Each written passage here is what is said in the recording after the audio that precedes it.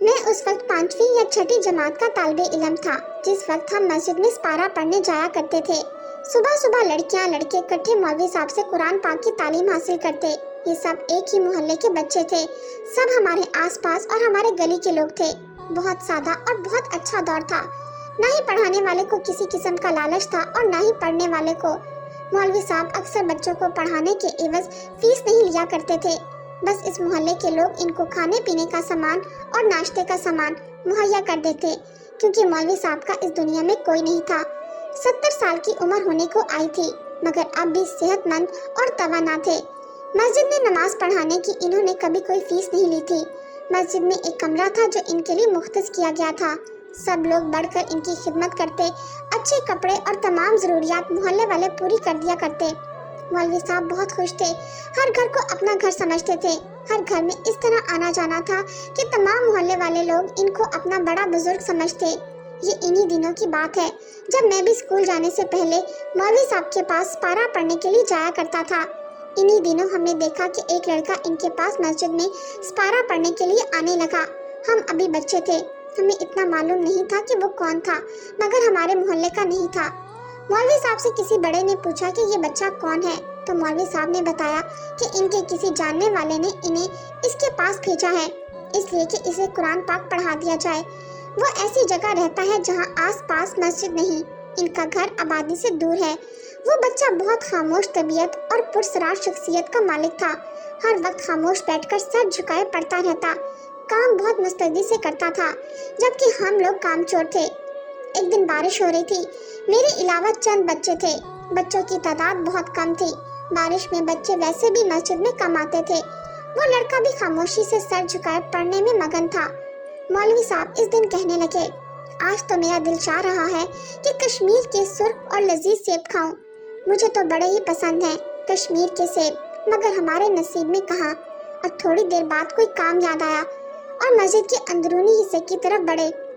मौलवी साहब जब घर से बाहर आए तो हैरत इनके चेहरे पर नुमाया थी।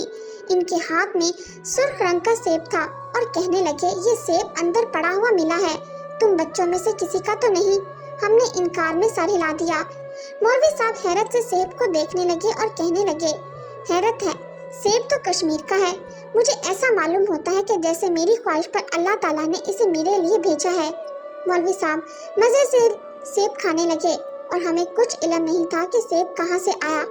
एक दिन इसी तरह सुबह के वक्त पढ़ते हुए मक्खियाँ बहुत बिनबिना रही थी और मौलवी साहब इनकी वजह से बहुत बेजार मालूम हो रहे थे। हबस बहुत थी, हवा चल नहीं रही थी। मौलवी साहब कहने लगे, ये मक्खियाँ मुझे बहुत तंग कर रही हैं।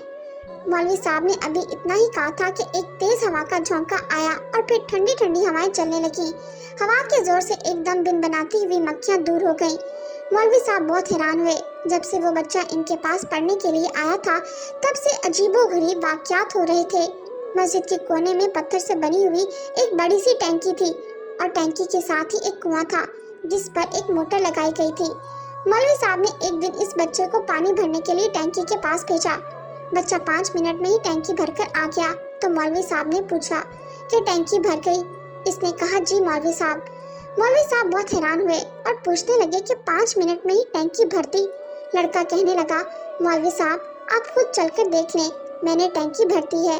शायद आपको पढ़ाने में वक्त का एहसास नहीं हुआ। अगले दिन मौलवी साहब ने फिर इसको आजमाने के लिए भेजा, तो तब भी वो जल्द ही टैंकी भरकर वापस आ गया। बहाने बहाने से बच्चे से कुछ काम लेने लगे। मौलवी साहब को महसूस होने लगा इस बच्चे में खास बात थी जो बाकी लड़कों में नहीं थी। इस दिन हम वहाँ बैठे थे और बच्चा पढ़कर वापस चला गया। इसके बाद हमने इस बच्चे को नहीं देखा। इस बात को सालों गुजर गए। मौलवी साहब बेचारे बहुत बूढ़े और बीमार हो गए थे। अब वो मस्जिद में नमाज भी नहीं पढ़ाया करते थे। अक्सर औकात अपने कमरे में ही चारपाई पे पड़े रहते। हम इनके पास अक्सर चले जाते, इनकी दिलजोई करते और इनसे गुजरे जमाने के किस्से सुनते।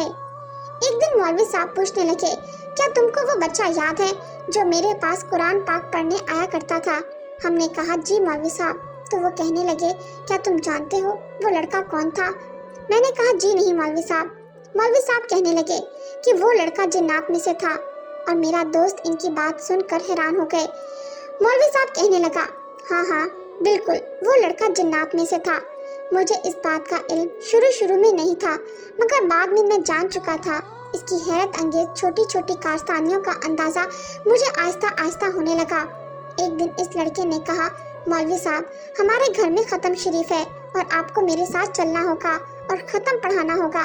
वो शाम को मुझे लेने के लिए आ गया और मैं इसके साथ इसके घर की तरफ चल पड़ा। मुझे नहीं मालूम था कि इसका घर किस तरफ है। रेलवे स्टेशन की लाइन अबूर करके हम काफी देर पैदल चलते रहे। हम वीरान इलाके में दाखिल हो गए। मैं बहुत हैरान था कि वो मुझे कहाँ लेकर जा रहा है। मैंने परेशानी से कहा कि तुम मुझे कहाँ ले आए हो? तो वो कहने लगा, मौलवी साहब, आप परेशान ना हो, मैं आपको वापस छोड़ जाऊंगा। वो मुझे साथ लिए हुए एक वीरान जंगल में दाखिल हो गया। मैं चल चलकर थक चुका था। वो मुझे एक छोटी सी गार के सामने ले गया और कहने लगा, मौलवी साहब, ये मेरा घर है। मेरी हैरत की इंतहा न रही। वो इंसान होकर इस गार में रहता था।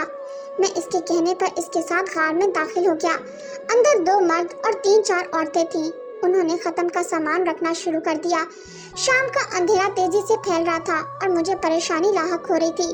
मैंने जल्दी जल्दी से खत्म पढ़ाया और कहा, चलो मुझे वापस छोड़कर आओ।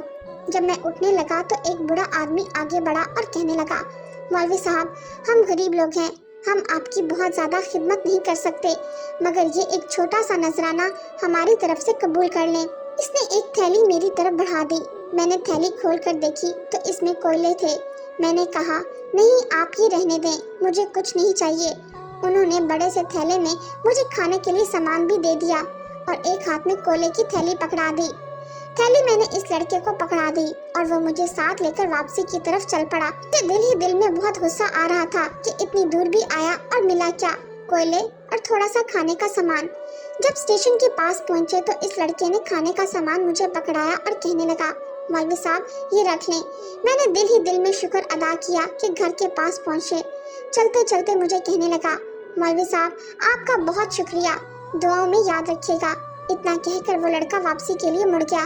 खाने पीने का सामान मैंने रख लिया और कोयले मैंने बेकार समझकर फेंकना शुरू कर दिए। घर पहुंचते पहुंचते मेरे पास 2-4 कोयले ही रह गए थे। वो भी मैंने आकर गुस्से से चारपाई पर फेंक दिए और खुद को कोसने लगा। खामख्वाह इतनी तकलीफ की। चल चलकर भूख महसूस हो रही थी। मैंने थैला उठाकर खाने पीने का सामान निकाला तो मैं देखकर दंग रह गया कि खाने पीने का सामान जो उन्होंने मेरी आंखों के सामने डाला था वो सारा गंद और गलाजत बन चुका था। मैं बहुत हैरान हुआ और अचानक मेरे जहन में एक ख्याल आया और मैं सारी बात समझ गया। वो लोग इंसान नहीं बल्कि जिन्नात के गिरोह में से थे। मैंने फौरन उठकर कोयले की थैली देखी तो मैं देखकर हैरान रह गया कि जो चंद बचे हुए कोयले थे वो मेरे सामने सोने की तरह जगमगा रहे थे। वो सोने के टुकड़ों में बदल चुके थे। मुझे बहुत हैरत हुई, ये क्या हो गया? लेकिन मैं सारी बात समझ चुका था कि वो जिन्नात थे और वो बच्चा जिन्नात में से। मुझे बहुत अफसोस हुआ और अफसोस के साथ हाथ मिलाने लगा। मैंने सारे कोयले क्यों फेंक दिए? मैं फौरन उठकर वापस की तरफ भागा। स्टेशन के पास जाकर कोयले ढूंढने लगा। मैं पागलों की तरह इधर उधर दौड़ता रहा और काफी देर तक तलाश करता रहा, मगर वो मुझे कोयले के टुकड़े ना मिले। इस लड़के को मालूम हो गया था मैं कोयले के टुकड़े फेंकता चला आ रहा हूँ। मुझे यकीन है कि वो टुकड़े उठाकर इस लड़के ने अपने पास रख लिए थे। सारी रात मैं शर्मिंदगी और अफसोस से करवटें बदलता रहा। मुझसे ये क्या हो गया? मैंने दोबारा जाकर इसका घर देखने की भी कोशिश की कि शायद वो लोग मुझे मिल जाएं, मगर मुझे अच्छी तरह याद है कि मैं जिस जगह इसके साथ गया था वहाँ किसी गार का नामो निशान भी नहीं था। वीरान जंगल में नाकाम होकर वापस आ गया।